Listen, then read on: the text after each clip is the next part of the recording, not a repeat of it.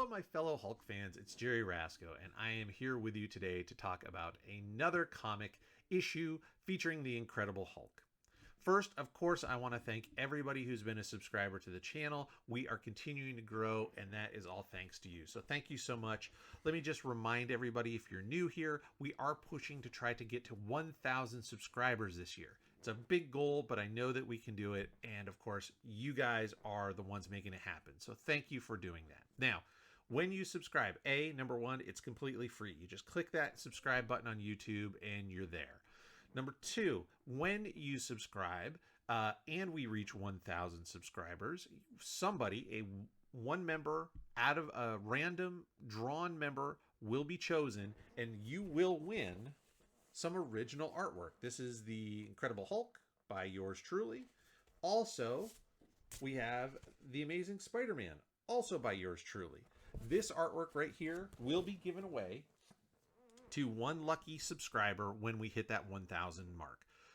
The other thing we do for subscribers, which we'll be doing more of soon, is free art giveaways. So I have done one so far, but we plan on doing more, where I did a live stream, took suggestions from subscribers, drew those characters, and everybody who made a recommendation or a suggestion that was chosen by me received that piece of artwork for free just by being a member of the channel. So there's the perks. Go ahead and click that button. It helps me out. It helps the channel out, and I really appreciate it. So thank you so much.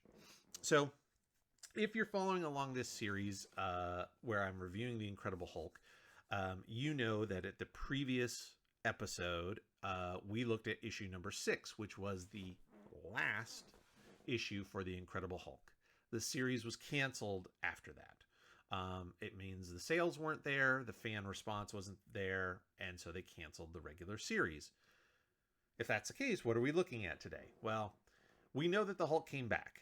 The character obviously is a main Marvel mainstay, so he wasn't going to be gone for long. But at this time, the Hulk wasn't the Hulk that we know today. There's things that are missing. There are story arcs, concepts, characterizations that aren't quite there yet.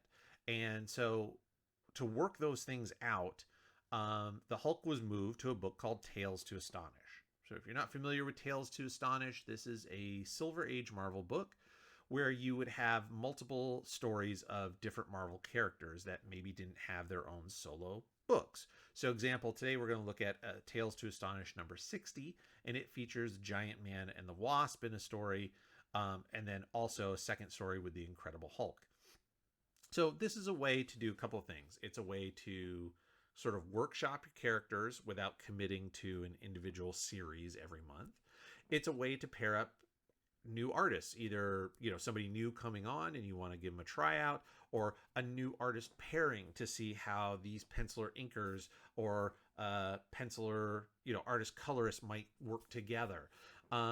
So these are all things that are the reason why you would have a character like the Hulk in Tales to Astonish when the sales weren't quite there to justify his own series at the time.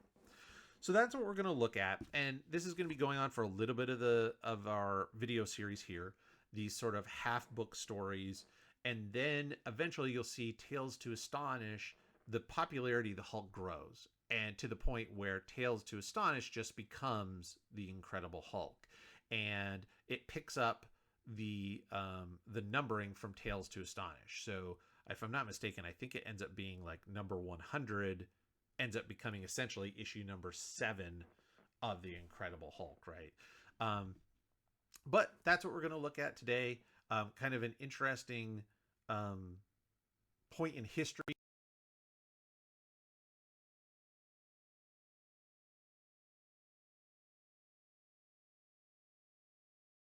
So much. So let's take a look at it together here. Okay, so this is Tales to Astonish number 60, and as you can see, as I mentioned, there are 2 stories here, and this is the first one featuring the Incredible Hulk. So we have Giant Man and the Wasp, who were some of the very early Marvel characters, and then spun into the Avengers, and then of course we have the Incredible Hulk here. The cover is okay. To be honest, I felt like it reminded me of either promotional art or maybe some sort of marketing or merchandise art that was reused for the cover. Might not be. It could have clearly been, been drawn for this cover, but doesn't it doesn't seem that way to me. I could be wrong. It looks like it has the pseudo Kirby house style. I'm not sure.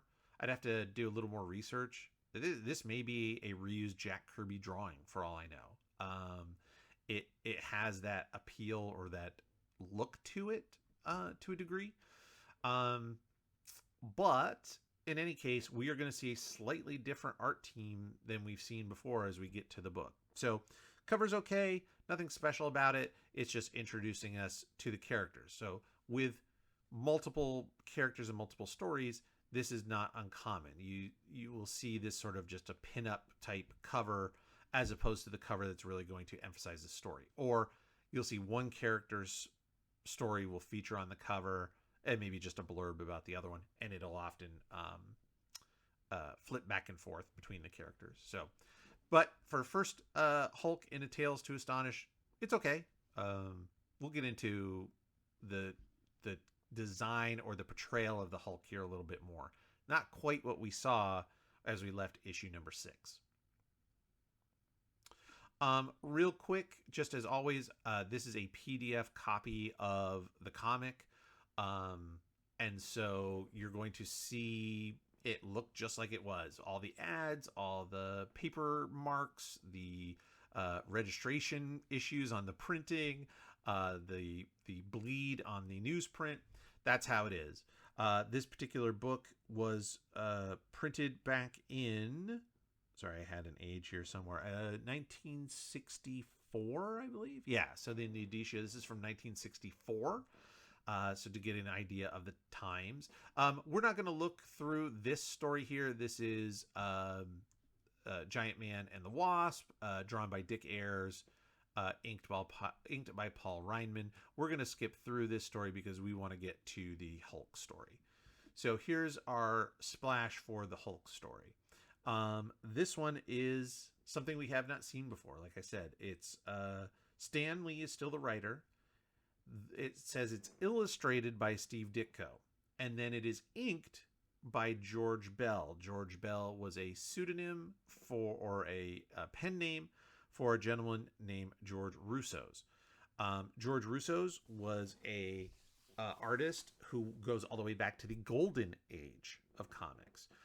He began with comics as far back as Batman #2. He inked, he colored. He was quoted as saying he colored every single book that he inked. So I would say would make sense that he probably inked, or he probably colored this comic as well as inked it. We've never seen, or we've seen a couple in my Spider-Man series where Steve Ditko had a very long run, obviously, on The Amazing Spider-Man. I think there's a couple of issues, especially like the annuals maybe, that might have been inked by somebody else. But most of the time, we're very familiar with Steve Ditko inking his own art. So this is a rare occasion where we see somebody else inking Steve Ditko. And the results are very, very different. If you look at this, at first glance, there's very little Steve Ditko left here. This is an example where, in my opinion, the inker is really overpowering the art of the penciler. And sometimes it's the other way. Sometimes you have a mix-up or a matchup where the penciler really overpowers the inker because they have a very unique style. It's more, is it more common or uncommon? There are countless examples in comic book history of pairs of artists and inkers, pencilers and inkers, that blend together, and a third artist essentially comes from the two of them working together. We see that a lot. But I think this matchup kind of situation where an inker really can overpower a penciler is something that probably happens a little more frequently. My opinion. But again, you look at this and we'll get into it. I'll show you where we really see some what I'll call Ditkoisms, poses, uses of the storytelling methodology, that stuff really, you can see it when you're looking for it and go, oh yeah, that's clearly Steve Ditko. But the line work itself now begins to look very different. So that's the deal. Oh, I'm sorry. I should also mention George Roussos. So once he started working at Marvel in the Silver Age, which is what we're talking about now, he was known primarily as a early and consistent Jack Kirby inker. So things on Fantastic Four, Avengers, stuff like that. Those early Kirby works. George Roussos, aka George Bell, was a frequent collaborator with Jack Kirby. So immediately, right off the bat, you have this splash page kind of to reestablish and reintroduce us to the main players here. Of course, you have Dr. Bruce Banner, whose alter ego is the Hulk, and then you have General Thunderbolt Ross and his daughter Betty Ross. So those are kind of the main players of this story. I don't usually like splash pages like this, but in this case we need to reintroduce because fans who are reading Tales to Astonish may not be as up to date on the Hulk as they are other characters. The first thing you say is you go, wow, this is super different. I mean, the ink outlines, the contour, the thick contour around the characters to separate them, not just in this splash, but throughout the book, is very, very different. Something I think sometimes we see a little more now. I'll give you a great example. Tim Townsend. So you can look him up. He's a inker, a professional inker. I first saw his inks when he was inking Joe Mad on his original X-Men run. He also inked Chris Bachalo on his Marvel run as well. And he has a knack for really using a heavy outline, contour line to kind of break up your foreground elements from your middle and backgrounds. And in a way, it almost reminds me of that. It's just the execution of it, I think, is hit or miss here.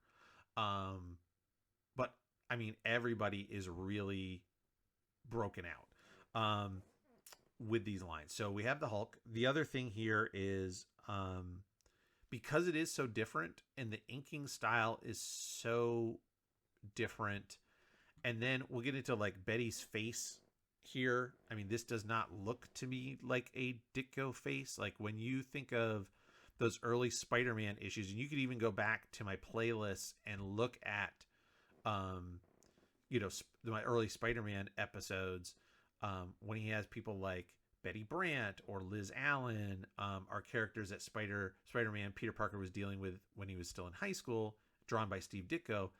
They didn't look like this. Steve Ditko tends to draw slightly larger eyes on his women. The hair, maybe. Little more, I would say, detail in some of the hair from Ditko himself. And certainly much more expressive face. If you look here over on the splash page, you have Betty Ross, and she just kind of has a neutral half sort of smiley face look on her face. She has that same look here. She has a very neutral face throughout the whole thing. And, we can go back and see examples where Steve Ditko's women, very expressive, big eyes, where really you could see their emotions, and we don't see that here.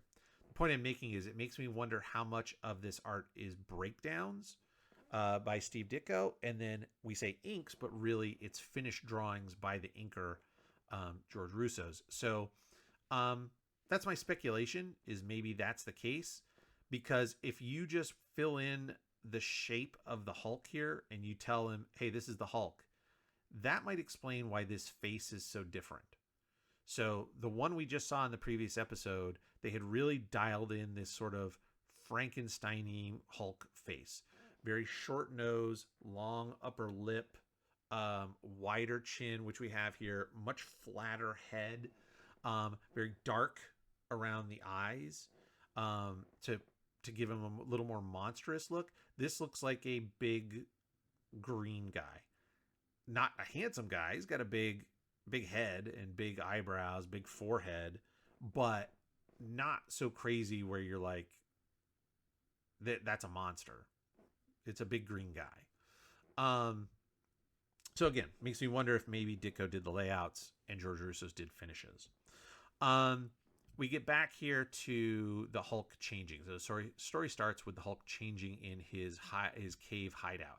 This is very nice. I like the thrashing through the change is really good. This him leaning on the boulder and throwing his hands up and down. That's a really nice image there. And then this sort of slumping down as he's in the middle of the change. That the hands are great, sort of racked in pain as he changes back to Banner. Really nice stuff. I did note we are back to ripped purple pants. So again, remember they had tried to take the Hulk into more of a superhero line so he could change back and forth at will using a machine.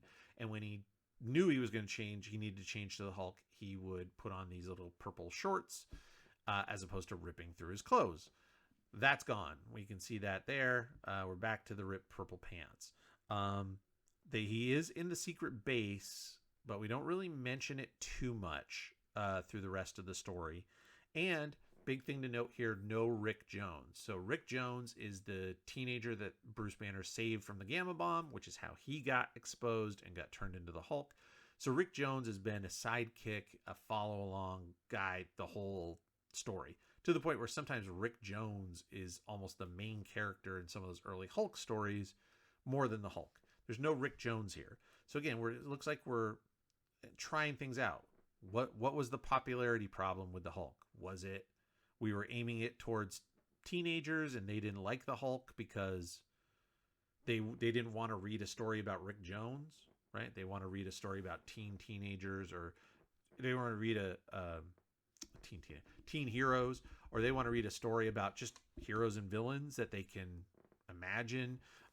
So let's phase out Rick Jones here a little bit. Let's try that, see how that goes. Maybe that's it. We'll see. But like I said, overall, you can see the continuing ink line super heavy around General Ross here, around Betty.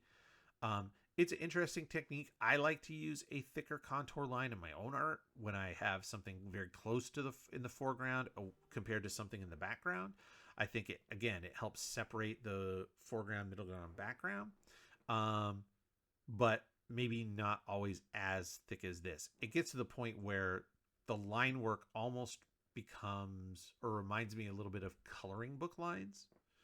So just something to take into consideration there. I do like this shadowed face off in the side with, you can see it's supposed to be some sort of blinds or something that's casting a shadow. That is very Ditko. We've seen that a lot in the Spider-Man issues that he did. Peter would sit in the dark and muse over his bad luck, and you'd have this same sort of film noir scene. Sometimes you would have characters, if you don't need to know who this is. This guy is just, it turns out he's just a spy. He's trying to steal a robot. So his face isn't important. So we just kind of keep him a secret, and then that becomes a plot line. Maybe we'll discover who the spy is later. But for right now, that's a very Ditkoist or Ditkoism of having your unknown character off in the dark shadow. You can't see their face. That's very nice there. Let's see. Bruce shows up. Of course, always General Ross is trying to put him down. Betty trying to pump him up because she likes him. They're flirting and talking about, well, where have you been? I can't tell you. Well, you can trust me. I know, blah, blah, blah. So again, this back and forth of Bruce and Betty have a relationship, but the Hulk is in the way. I like this as well. It's not the best way I've seen this done, but I like the attempt at it. So the idea here is that Bruce is working on a robotic suit that a person could pilot that would allow you to get very close to nuclear explosions to study them. Again, remember, this is 1964. So, but the Hulk, he's musing to himself about why he changed. Oh, we should mention that as well. When he changed here, he doesn't know why. So he's Hulk, and then he just sort of changes. as opposed to what we had seen prior to this. He needed the gamma machine to change back and forth. Now he just changes randomly, and he doesn't understand why. So as he's working on his robot, he's musing about this and what would happen. And you have this idea of this ghost image of the Hulk haunting him. And then as he's continuing to work, you have the Hulk, you have Betty, you have Thunderbolt Ross. I liked the attempt at these ghostly figures. So remember, they didn't have, in 1964, they don't have the benefit of things like Photoshop that we have today, where you could take and just draw the Hulk and drop him in behind Bruce, turn the opacity down on that layer, and now it's this nice ghostly visage of the Hulk haunting him. How do you do it? Well, you have to use a lighter tone of color. You've got to break up your line work, because you can't have, even thin solid lines are going to look like he's really there. So that's the only way to do it. And that was kind of, it's an attempt, and it's a very good attempt based on the printing technology of the time. So I'll hand them that. As he's musing this, Bruce comes up with the idea. He figures out that it's stress that causes his transformations. But in this case, it's both ways. So when he gets stressed, he turns into the Hulk. Then when he gets stressed as the Hulk, he changes back into Banner. So we know that's going to slightly be, we're going to dial that in. That's not how things go down the road. But for the sake of this story, that's what we're going with. So no more Gamma Machine. No more transforming at will. It's back to being a curse, which means the Hulk himself is more of an unwitting hero. There's no more, hey, I'm going on a mission. Hey, I'm going to transform and go save the day. He's going to change when he doesn't want to, which is what happens here, right? He's working, and the spy who wants to steal the robot is poking around. Bruce finds him, and the stress of the situation begins to change him. So that's the deal there. One, I really liked the lighting of this panel right here as he's in the machine working, and he's working through the night. So you have these big spotlights. So I like the coloring. You've got the yellow spotlight and then this mostly black. We've already established the robot's red, so you just have little red highlights on the non-lit side. That would be from some form of ambient light. Very nice lighting, very nice coloring. And then you've dropped out the entire background, which is great. Why? Because he's working it late at night, and the only thing that's illuminated, the only thing that's focused is where he's working. So that's a really nice thing to drop that background out once in a while, and you can put the emphasis and the focus on that image right in the center of the panel. I think that's a really good idea. And then he begins to transform. This pose, this is a very Ditko pose. I mentioned this in my notes. I said, yep, this is a good one. It is very Ditko-y. The hands, the way the body's stretched out and turned, this I can see makes a lot of sense. Even this with the hands, the way the hands are placed in the panel and the tilt of the figure, also very Ditko-y, but the face just, we've seen Ditko draw the Hulk essentially twice. He inked one issue, and then he drew and inked issue number 6, and the Hulk face was different from this both times. So again, it makes me wonder if he didn't actually go in and draw the face. He just drew the form, the layout of the form, and the George Roussos drew the face. The other thing about this pose here is Bruce is starting to change. I like it. So at first you just see like the radiation, sort of the glow. That's the sign like, uh-oh, he's starting to change. But you see this green outline, which is very nice. But if you look, it's showing more like the ripped pants of the Hulk. So that's an interesting idea to have this green outline behind in the actual shape of the Hulk, not just a random outline around Bruce. So I thought that was kind of cool. He changes and boom, the Hulk is here. He takes off, finds himself in the base, and that lets the spy steal the robot. Again, this isn't too bad. I'm not sure. So the idea of he knocks out a guard, ties him up. We can't see the ties. You sort of see this little flip over here. So this is supposed to be maybe like a gag. there's no reason we couldn't see that. You could show the back of the head and show the bandana tied all the way around so we would know that's what it was. You could show the ropes on the arms, also would help. And here's where I have some problems. I like the idea of this figure in the foreground, some equipment, and then we see the guy in the background getting into the robot. There's not enough overlapping to tell us that this is foreground, middle ground, background. The guy's leg ends in a shadow. That's the same shadow as the back of this. So, and everything is on the same plane right here, this bottom ground, if you will. So in essence, because this guy's sitting on the ground and this robot is sitting on the same level of ground, that means that the robot is, that this guy sitting down is almost the same size as the robot. Realistically, what should have happened is the robot's feet should have been much higher. As you go off in the distance, like here, right? This is actually a good example. The rocks are closer to us because they are lower on the page. The fence is higher because it's up behind. So the farther you get away, the higher things need to be on the horizon to show that they are far away. That doesn't happen. Everything here is on the same level. So that's part of the problem. You have this line right here, which is this machine. Okay, I don't know what this is. Is this a wall in front of him? Is this... So I'm assuming this is like the edge of a machine. Is this all one machine? I'm very confused by what's happening in this background. The best thing you could have done to fix it is some overlapping. Put this little hose in front of the guy's foot. Or, again, raise the robot up so that it's clearly to the background. And that would help a lot. Oh, I like this color as well. This is great color work. So they do a test explosion. So there's a bomb goes off and they're walking the robot out to make sure that it's going to work. They think Banner is inside. Of course, he's not. But I like the lighting. So you have this big white in the middle, this kind of purpley bloom around the explosion, and then a lot of white highlight on the red robot. Something we didn't see a ton of. It's hard to do white highlights. You have to block off that part of the paper because it's the paper coming through. So you have to block that off as you're applying ink to the paper in the printing process.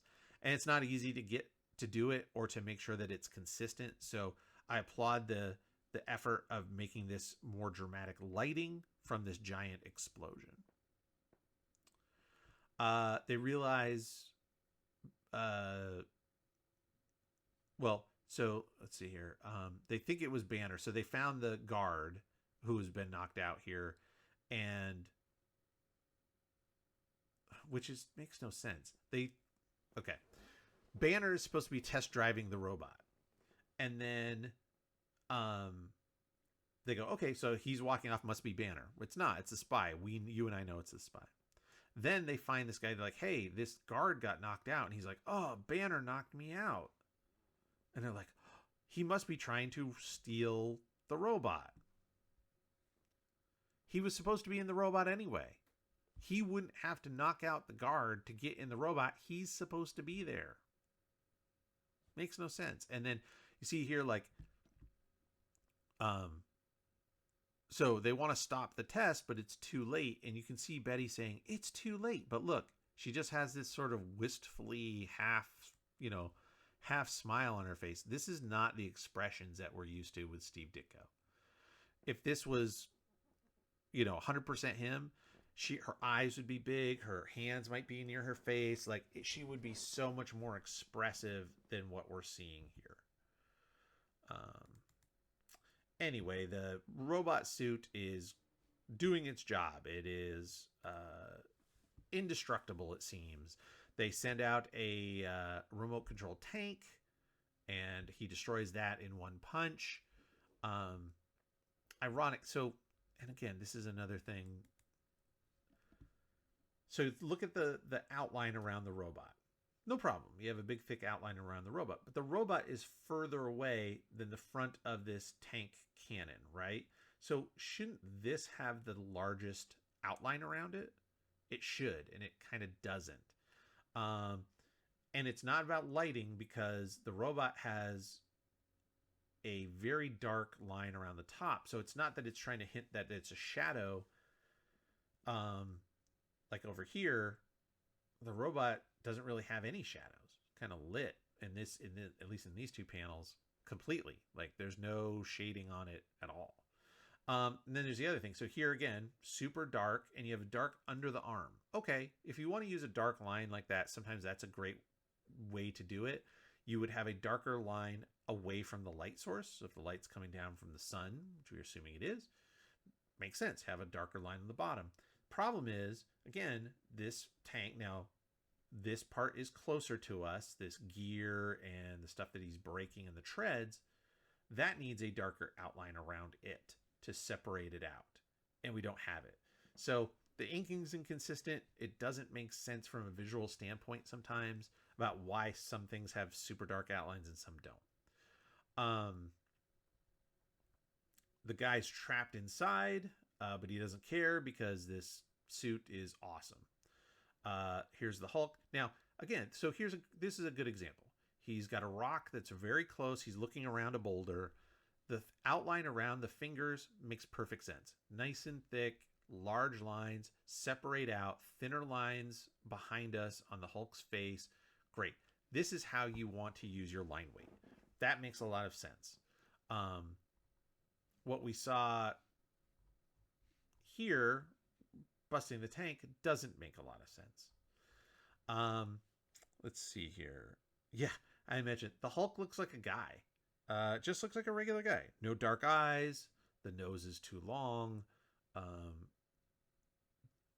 Even though the eyebrows are thick and the head is a little squared off, it's not nearly as dramatic as it was.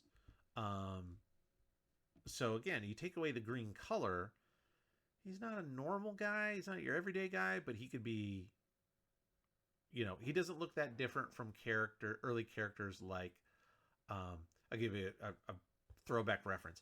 The Enforcers were from early Spider-Man issues, and there's a guy called the Ox, who's a big, strong guy. You put the Ox costume on him and color his skin Caucasian, and he looks like Ox. So he doesn't look like a monster. That's what I'm getting at. And that's what we're missing here. So the Hulk sees the robot.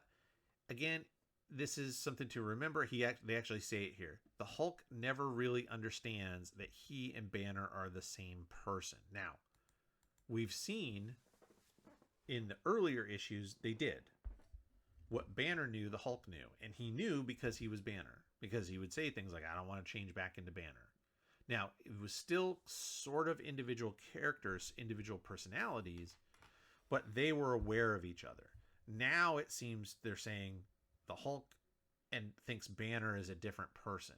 But he remembers the robot because they have, again, we'll see here, there's connection between the Hulk and Banner. However, he is referring to Banner as a separate person and believes Banner built the robot to stop him, which makes no sense whatsoever. Okay, now we get into the action scene.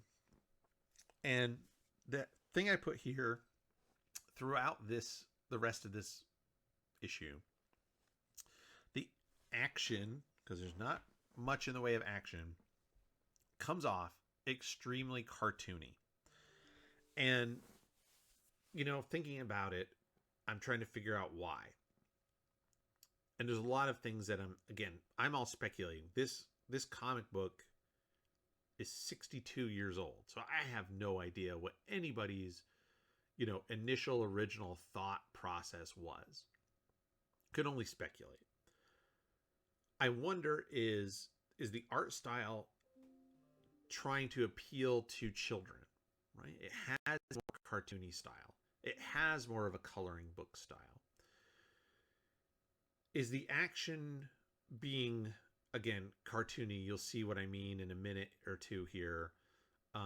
Is that to appeal to younger audiences, to the younger readers, to get them to buy the Hulk? Maybe, that might explain it, other than it's just poorly executed, which I hate to say, but so the Hulk goes to punch this robot.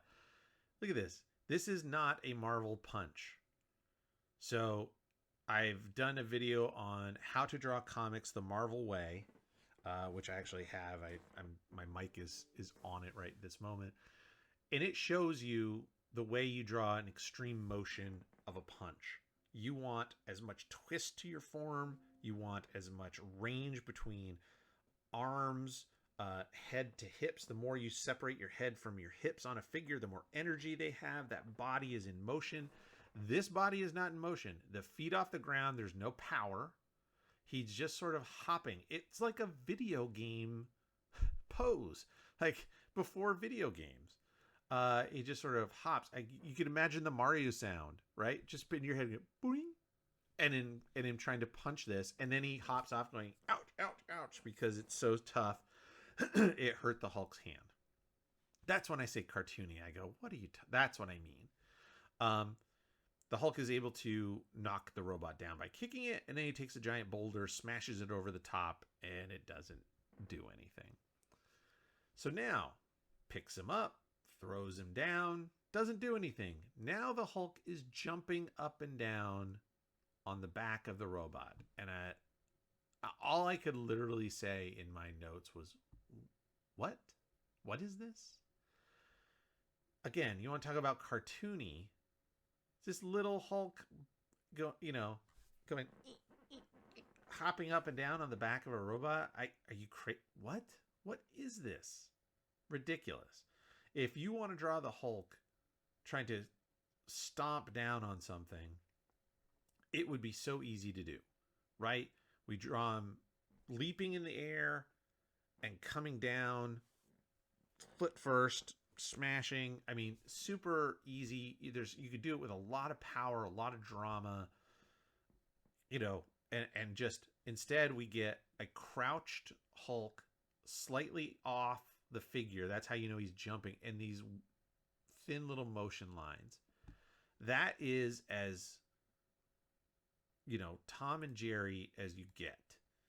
And then as the robot gets up, he ends up on his shoulders trying to smash it in the head.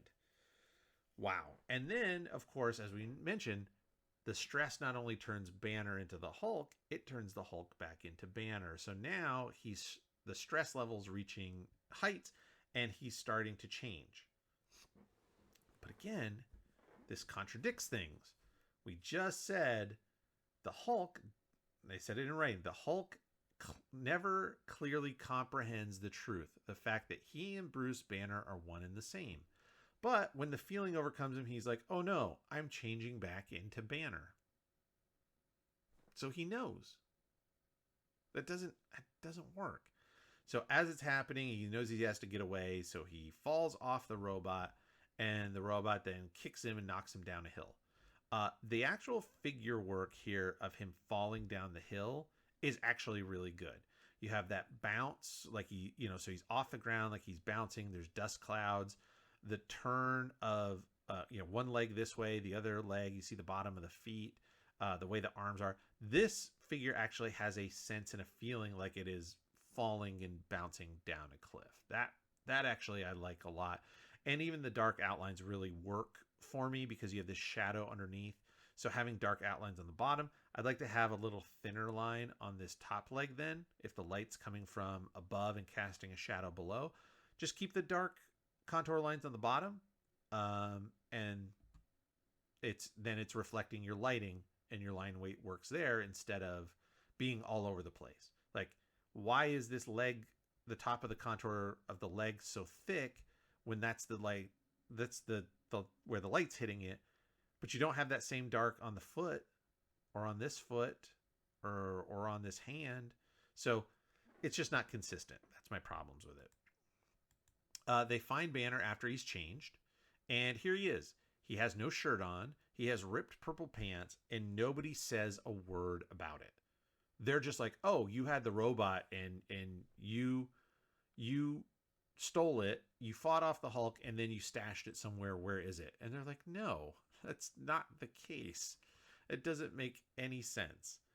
And pretty soon they get a radio message that says, "Oh, the robot's still spotted somewhere else." So obviously Banner can't be in it.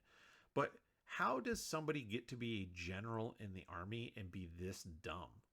Like, nobody for a minute stops and goes, "Why? Where's your clothes? What happened to your pants? Where are your shoes? How did you get out here?" Nobody cares.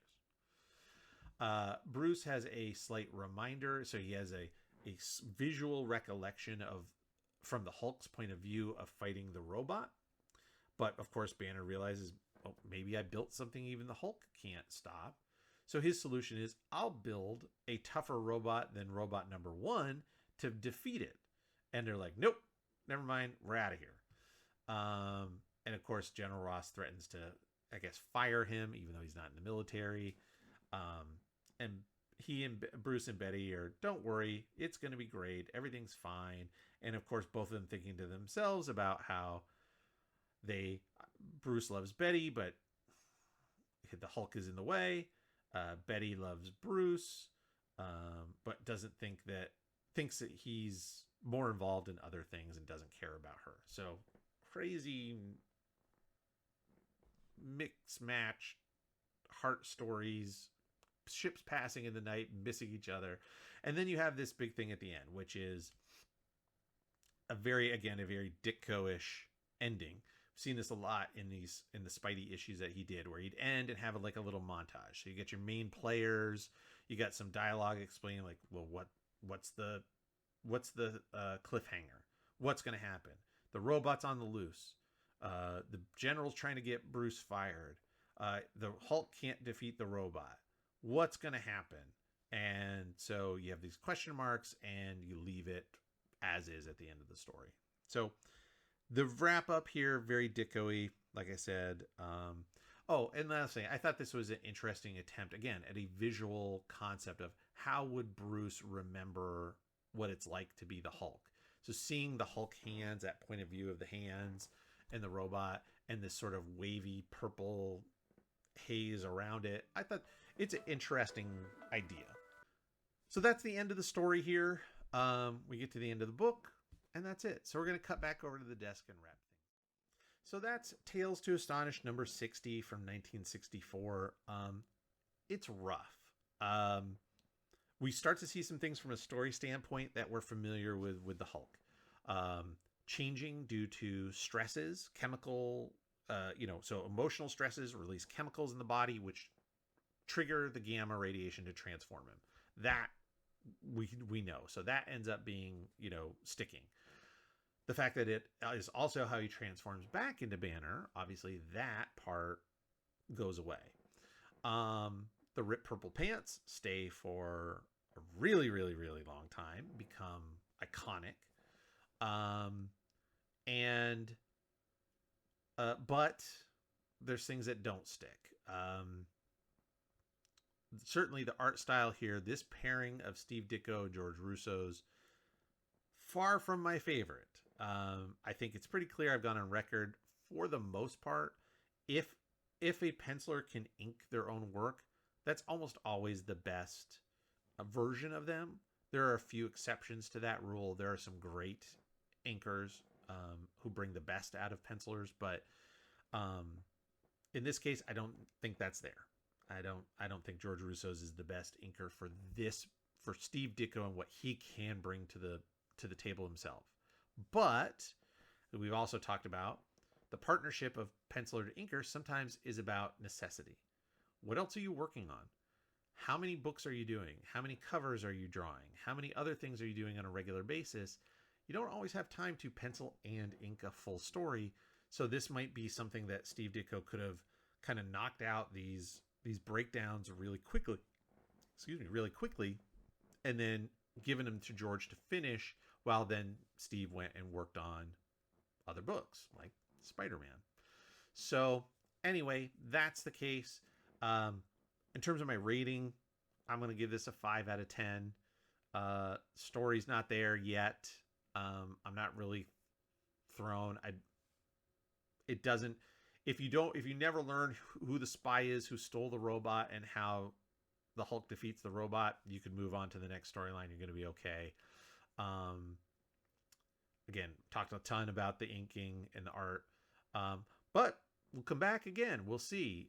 We're looking at more things. This is all the beginning, and we get through the beginning to get to some of the stuff that we all know and love. But this is Tales to Astonish number 60.